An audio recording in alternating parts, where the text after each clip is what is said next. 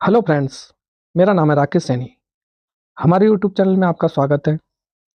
देखो, दक्षिण भारत के कुछ वंश जो मैंने पिछली वीडियो में करा दिए हैं और बचे कुचे जो आज इस वीडियो में देखने वाले हैं।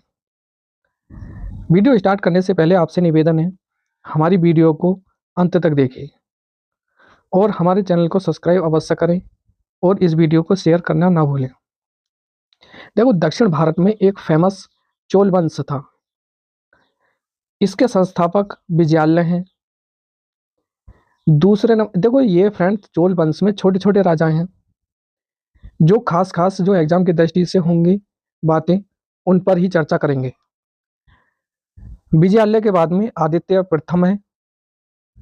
इसने पल्लवों को पराजित कर चोलों की स्वतंत्र सत्ता को स्थापित की है। तीसरे नंबर पर जो राजा आते हैं, परांतक प्रथम। तो इसका उल्लेख देखो मिलता है, इसका उत्तर मेरु अभिलेख में मिलता है। कौन से में? उत्तर मेरु में। इसमें स्थानीय शोषण की जानकारी मिलती है कि किस तरीके से ये कहाँ पर निवास करते थे।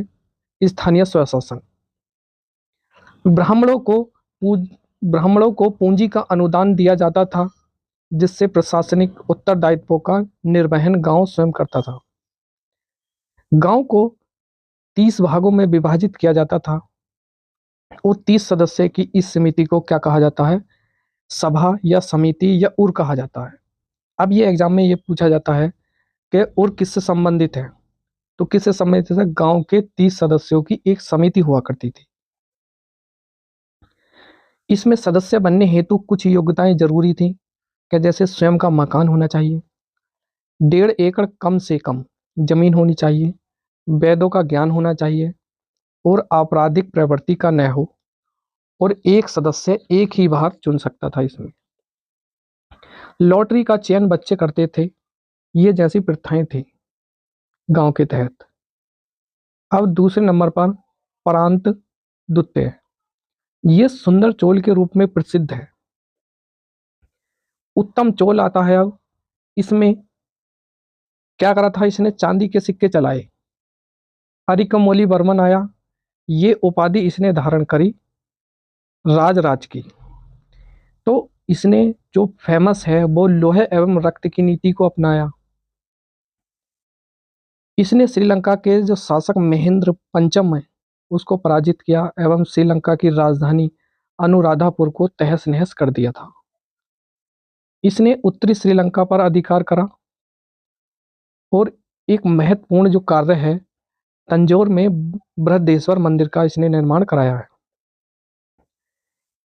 जिसे राजराजेश्वर मंदिर भी कहा जाता है। ये कहाँ पर है? तो यह है तमिलनाडु के अंदर। ये लगभग अगर ईस्वी की बात करें तो 1010 ईस्वी में कंप्लीट हुआ था मंदिर बनके। 2010 में आरबीआई ने 1000 रुपये का सिक्का जारी किया है। इसी के उपलक्ष्य में राजराजेश्वर मंदिर अपने शिखर यानी कि पैरामिडाकार अष्ट आकृति के लिए प्रसिद्ध है। 7वें नंबर पर जो राजा आए हैं, राजेंद्र प्रथम। इनका कार्यकाल 1014 से लेकर 1044 के तहत है। ये इस वंश का सबसे प्रतापी राजा है। इसने अपने पिता की नीति को जारी रखा। महेंद्र पंचम की हत्या करके यह संपूर्ण श्रीलंका पर अधिकार कर लिया। इसने अंडमान निकोबार द्वीप समूह को भी पराजित करा और यह माना जाता है कि इसने जावा, सुमात्रा, सुदीमन आदि क्षेत्रों को भी जीता है। इसने गंगा नदी तक सभी राज्यों को जीत लिया। पाल वंश के शासक महेंद्र पाल को इसने पराजित करा।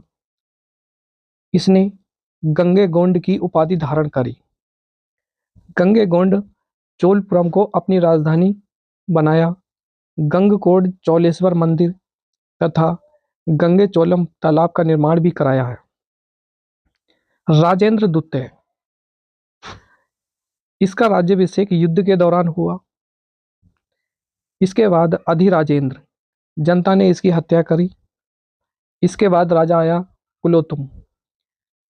इसका जो शासन है वो 1070 से लेकर 1122 है।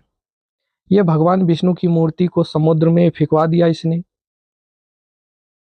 बात कर लें चोल शासकों की विशेषता क्या थी, तो विशेषता में स्थानीय शासन था, बंगाल की खाड़ी को चोलों की झील कहा जाता है, शैव धर्म को संरक्षण रखा इन्होंने, नटराज की मूर्ति इस समय बनना स्टार्ट हुई, इन्होंने राजधानी तंजौर बनाई। स्थापत्य कला में पल्लव प्रभाव देखेंगे और चोल प्रभाव देखेंगे। चोलकालीन मंदिर से नटराज, शिव, विष्णु तथा अन्य देवी देवताओं की सुंदर मूर्ति मिलती हैं। दारासुरम विशाल मूर्तियों का केंद्र था।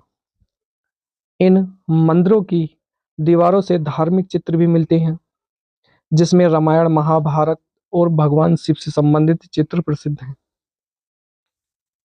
त्रिपक्षीय त्रिपक्षीय संघर्ष भी हुआ है।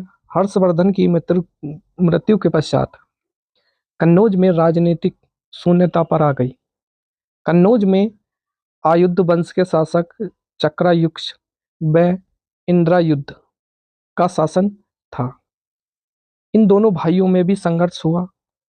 गुर्जर प्रतिहार वंश, पाल वंश तथा राष्ट्रवंश ने कन्नौज पर अधिकार करने का प्रयास किया। इसके बाद गुर्जर प्रतिहार वंश, हरिश्चंद्र जो आदि पुरुष के नाम से जानते हैं, ये संस्थापक है गुर्जर प्रतिहार वंश के। गुर्जर प्रतिहार स्वयं को लक्ष्मण का वंश मानते हैं। इनकी जो आरंभिक राजधानी है वो मंडोर थी। कालांतर में भीनमाल को अपनी राजधानी बनाया। प्रतिहार जो होते थे वो द्वारपाल होते थे। इसके बाद में शासक आता है नागभट्ट प्रथम।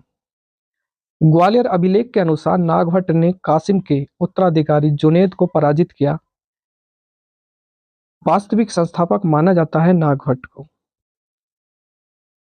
वत्सराज, इसके समय त्रिपक्षीय संघर्ष आरंभ होता है।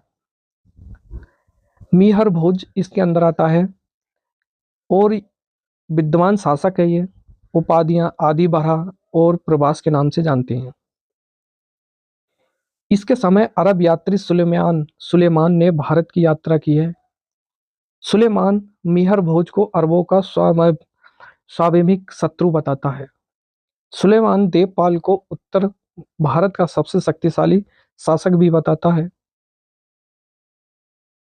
उसके बाद में शासक आता है महेंद्रपाल। राजशेखर इसके गुरु थे और इसके दरबारी कवि भी थे।